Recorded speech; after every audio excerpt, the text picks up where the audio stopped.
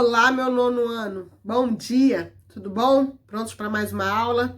Então, hoje nós vamos falar sobre poesia e voltar a falar sobre jingles, né? Já falamos aí na semana passada sobre eles, mas vamos dar uma recapitulada sobre esse assunto hoje mais uma vez, tá bom? Então, o assunto tá lá na página 25 da apostila. Prestem atenção nas explicações, vai ser bem interessante. E ao final da aula, eu coloco para vocês as páginas dos exercícios lá no grupo. Ok, gente? Então, vamos às explicações. Então, vamos à poesia e aos jingles. Vamos começar por poesia, pessoal. Então, a poesia é a arte de exprimir sentimentos por meio da palavra ritmada. E poema, ou texto poético, é aquela obra que geralmente é escrita em verso, né, em que há poesia, já que o objetivo é emocionar, é sensibilizar. Tem uma existência concreta ao alcance de qualquer leitor, né, porque é uma obra escrita. Destaca-se pelo modo como se dispõe na página, em versos que formam estrofes, podendo ser ou não rimados. Ou seja, tem uma característica estrutural, né? Tem uma estrutura específica. Então, vamos entender o que é poesia e poema.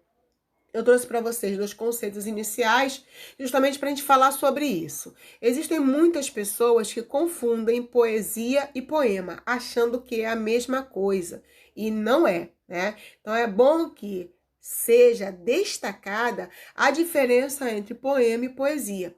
Apesar de serem tratadas por muitos como sinônimos, o uso dos dois termos entre os estudiosos apresenta diferenças a saber. Então vamos lá. Poesia, caráter do que emociona, toca a sensibilidade, sugerir emoções por meio de uma linguagem. E poema, obra em verso em que há poesia. Então, para entender melhor, a poesia, gente, é tudo aquilo que sensibiliza. Então, eu posso ter poesia num poema, obviamente, mas eu também posso ter poesia numa música, eu posso ter poesia em uma novela, em um filme, desde o momento em que há ali uma cena, né, ou uma letra que emocione. Então, poesia é a arte de emocionar, de sensibilizar. Já o poema não, o poema é uma obra concreta. É um texto com uma característica, com uma estrutura específica. Então, fica aqui a diferença entre poesia e poema, ok? Então, vamos lá, vamos ver a estrutura de um texto poético ou de um poema. Então, cada linha de um poema corresponde a um verso. O verso é a unidade poética, o que significa que não há nada menor que um verso, né, quando se trata de um texto poético. Ok? Então, a menor unidade, a menor parte de um poema é um verso. Então, um verso é cada linha de um poema. E o grupo desses versos, ou seja, o agrupamento desses versos, vai formar a estrofe. Então, estrofe é um grupo ou um agrupamento de versos. Vamos ver aí um exemplo de cada parte. Então, alma minha gentil, que te partiste. Aqui nós temos um verso de Camões, né? Ou seja, uma única linha. Já embaixo nós temos a estrofe completa. Alma minha gentil, que te partiste, tão cedo desta vida descontente. Repousa lá no céu eternamente e viva eu cá na terra sempre triste.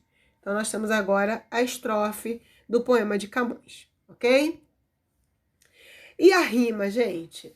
A rima é o resultado de sons iguais ou semelhantes entre as palavras que podem estar no meio ou no final dos versos, de versos diferentes, tá? Então vamos ver aí um exemplo. Cheguei, chegaste, vinhas fadigada. E triste e fadigada eu vinha. Tinhas a alma de sonhos povoada. E a alma de sonhos povoada eu tinha. Então, aqui a gente vê claramente a rima entre o primeiro e o terceiro verso, né? Através das palavras fadigada e povoada. E também aí no segundo e no quarto verso, através das palavras vinha e tinha.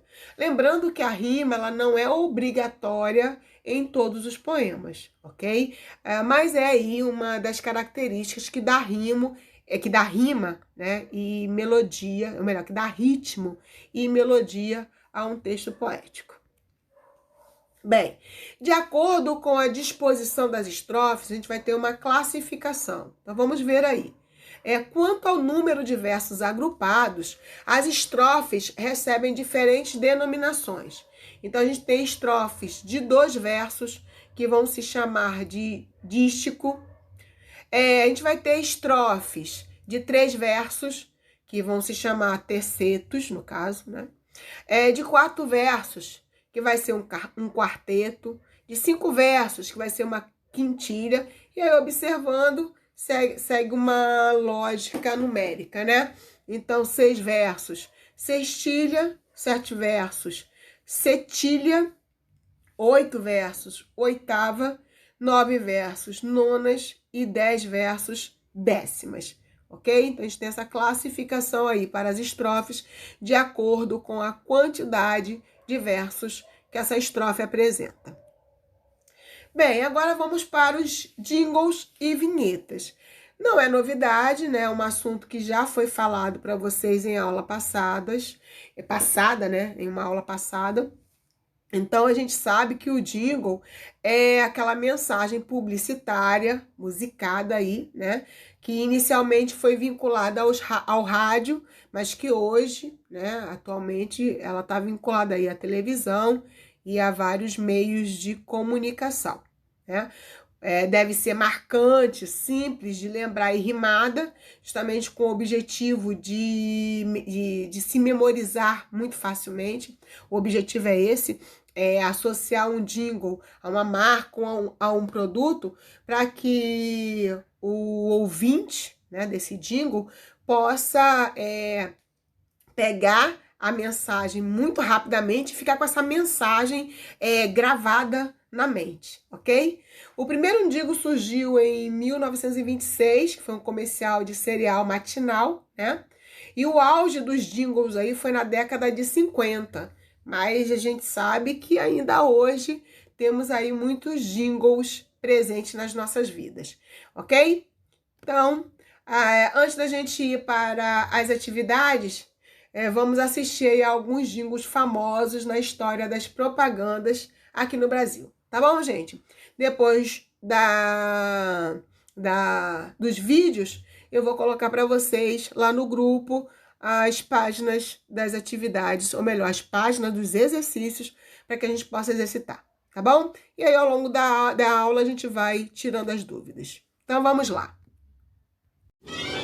7 jingles inesquecíveis dos comerciais brasileiros. Nossa viagem pelos jingles brasileiros começa com um dos mais fofinhos de todos os tempos. A campanha dos mamíferos da Parmalat está na sua cabeça desde 1996. Trate seus bichinhos com amor e Parmalat. Na metade dos anos 90, a Honda fez um comercial que marcou muita gente. Extremamente simples e de baixa produção, o Toda a Emoção do Mundo queria tirar a galera da cama e do pijama. Na cama com o pijama. A vida tem que ser mais do que isso. O Guaraná Antártica apostou nos adolescentes em 91, mas sua campanha foi memorável e conseguiu conquistar todo mundo.